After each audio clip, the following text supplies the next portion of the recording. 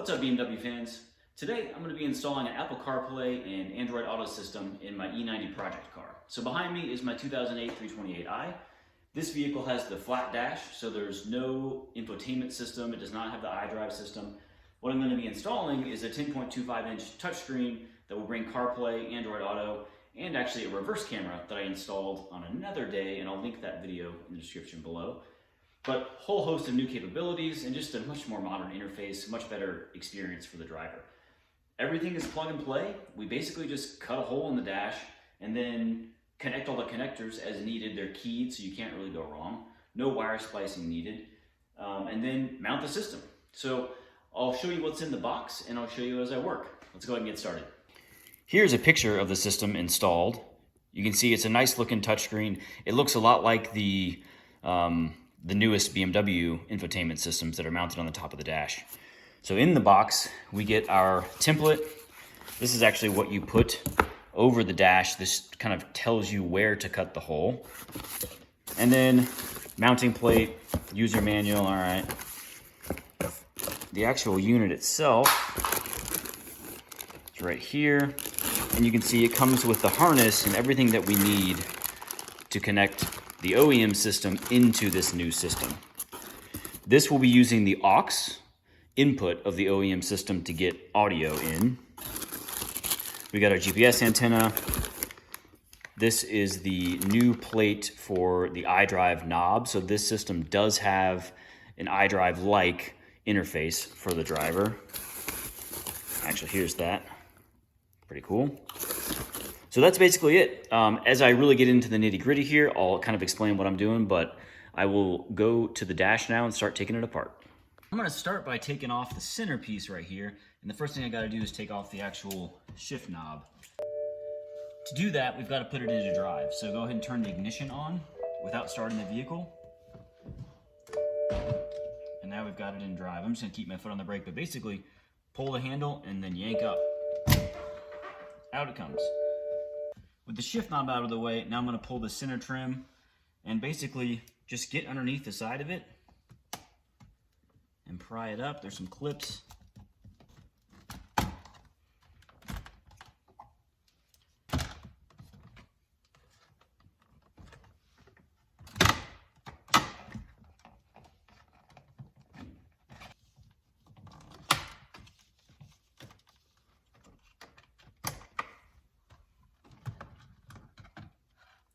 So there were 3 clips on the bottom. Still got some change in here. We got this clip. This one has 2 pieces on the side you squeeze. The other 2 clips here and here, just get a good grab on it and they'll pop out.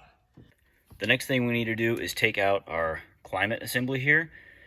So we take this one out and that will expose the screws to get out the actual radio. The key here is to pry it toward the middle area. That's where you've got a good bit of material to pry against. Here it is unclipped. These are pretty strong clips. Right there, if you see on the side, that's where you want to get your pry tool. Got a couple connectors here.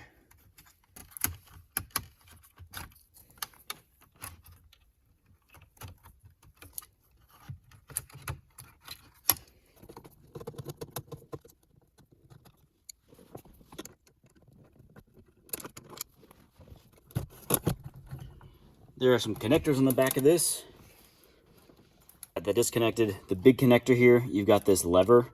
So squeeze underneath it there and then turn it like that and it will come off. So there's really just the antenna and your big connector. The radio's out of the way. Next thing I'm going to do is pull out this top piece. Basically just get your pry tool under here and it will come out like this. I'm just doing that to give myself a little bit more room to potentially run the wires. Not a whole lot down there, but just if I need the extra access, easy enough to pull that thing off. So we need to pry the fiber optic connection out of the old connector here. It's actually pretty easy to do. If you look on here, there's these tabs right there. Pry that tab that direction, and then it'll just slide out. So here it is disconnected. We're going to feed this into the new connector that goes to the back of the radio. Now, unfortunately, it's a little crowded in here. It's kind of hard to show you where all these wires go, but essentially what you do is interface between the original, so this is the OEM connector that goes to the OEM radio. The new harness connects to that and then goes to the OEM radio. So we're in between the original harness and the OEM radio. Now you do have to pull out that fiber optics, so see the kind of corrugated and green right there. I pulled that out of this connector, put it into this connector, and so it still goes into the original radio. Then you have the aux connection, which is a part of your new connector that came with the radio, and that goes to the screen.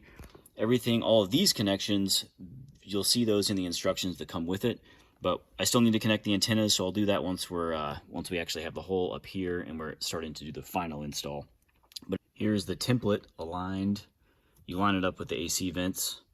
It's a paper sticker, not the greatest thing. It doesn't really stick to the dash very well. It sticks certainly to the wood trim very well. What I'm going to do is actually take a razor blade and cut along that red line and then pull it off, and then I'll cut along the razor line. So I just finished taking the razor blade all the way around. That allowed me to pull the center of the sticker out.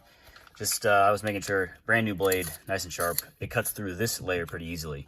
So the next thing to do is cut deeper. I'm gonna actually go ahead and pull all of this off so it doesn't get in my way, because now I have a nice razor line all the way around.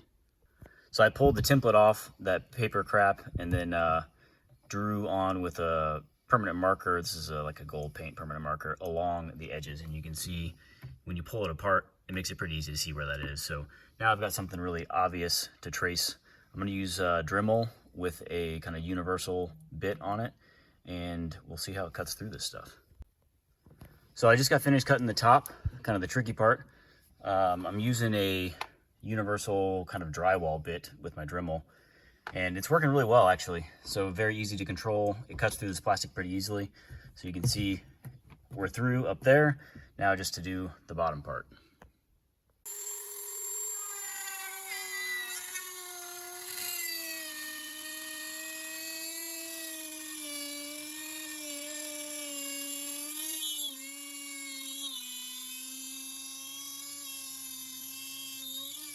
So we've cut all the way through. Lift this out. There's all kinds of dust crap now. There is a piece of insulation right there that you have to pull out. I just vacuumed out all this. You can kind of see down in there. And what we're gonna do is actually run the wires. There's a little bit of space over to the right.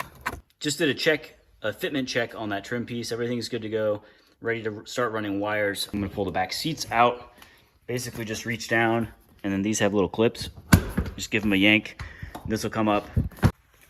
I'll show you the whole routing of the video cable that we have. Right there, you can see it's coming out right here, and then it just tucks down. Did not have to remove the seat back. Come around here. It's coming out at the bottom right there. And then I just tucked it in underneath the carpet. You'll have to pull this trim, the B-pillar trim. This is just loose here. Coming around the other side.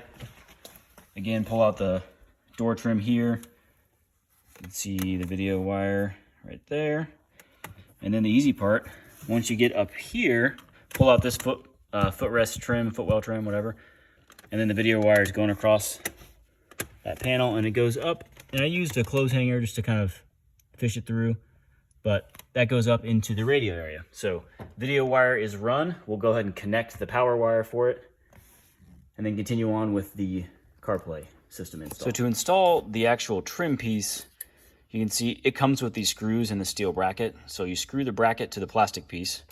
We've got some clips that slide over, and the screen actually mounts to those. But you have to pull out this piece of trim to pull the vents out, so that, if I kind of show you here, those go down, and once this is in, you don't have access to tighten those screws up. So you've got to pull this off to be able to get to those. So to pull this center trim off, just get a pry tool under it and slowly work your way across. There's just clips all the way across it, and then it comes straight out. And then there's actually two electrical connectors in between the vents there in an awful little pocket, and then a connector for the start stop button. But this is out now, so I'm gonna get this out of the way. So I just wanna show something I had to do here, or at least something I wanted to do. I used my heat gun to straighten out this portion of the trim, it was a little bit warped up. Now, if you were to use adhesive or something to stick this down to the dash, hopefully it would go away, but I didn't really trust that, so I heated this section up quite a bit and then just slowly and patiently worked that flat so it's nice and straight again. This is just kind of a problem with some cheap parts from China. It is what it is. So just be forewarned, if you get this system, you might have to, somewhat heat this up and get it looking straight. So if you have any questions about how to do that, just post them up in the comments. I just got the screen mounted. We got 2 screws that fix it into this docking station. And now I'm gonna fish the wires up to the screen and connect them on the back, as you see there. So I just wanted to show how I routed everything. We've got the big harness coming off the stereo, and it kind of tucks back to the left. And then everything else, you have to kind of go back here and down, around, and then you're coming up through on the other side of this piece. So if you look in here, everything is right in here. But that comes up and then around the side, and this puts us around the right side of the air vents, up and around to where we need to be up here. So we didn't have to cut anything, add any new holes. It's kind of tight getting everything back there, but once you do that, then you can actually slip this back in place. Get this out of the way. And it fits.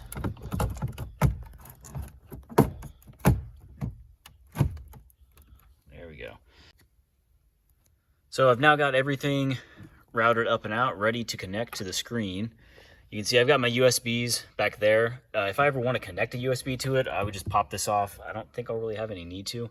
But GPS antenna is up here, and the Wi-Fi antenna is up in this little cubby hole. So I just got the monitor mounted here. You can see there is one screw on that bracket, and then I'm actually leaving the other one out, so this one's really tight. The hole does not line up very well on the other one, so everything is solid up here. But that's the bracket that actually holds the screen in place. So there's the fit, and now to just kind of start reassembling everything. Trim, snap back on. Now I'm going to deal with this. This will mount into it actually comes with its own black plastic trim piece. So I just got the iDrive system, remote, whatever you want to call it here, mounted. This black trim piece was actually really difficult to mount into the wood trim, so be forewarned. I had to kind of sand a little bit of the edges to get a good fit.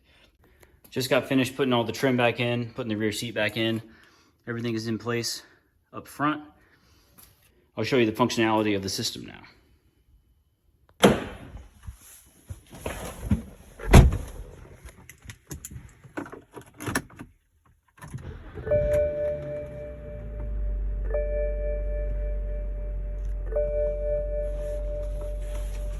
So I got the system running here. The boot is pretty quick on it. You can change the splash screen. If you go into common and boot logo, you'll see this pin come up. The pin for mine, and it'll be in your user manual, but 5, 6, 7, 8. And then you can see some options here. Now I have added through the USB, I added my own file here. So it's 1920 by 720. Mine is a PNG file. Seems to work fine. So when it boots, it shows this screen first, the BMW connected, and then it will still say Android after that, and then it takes you to the home screen. There's actually a couple different skins. I can show you, if you go to topic switching right here, this will allow you to change the skins to a few different options.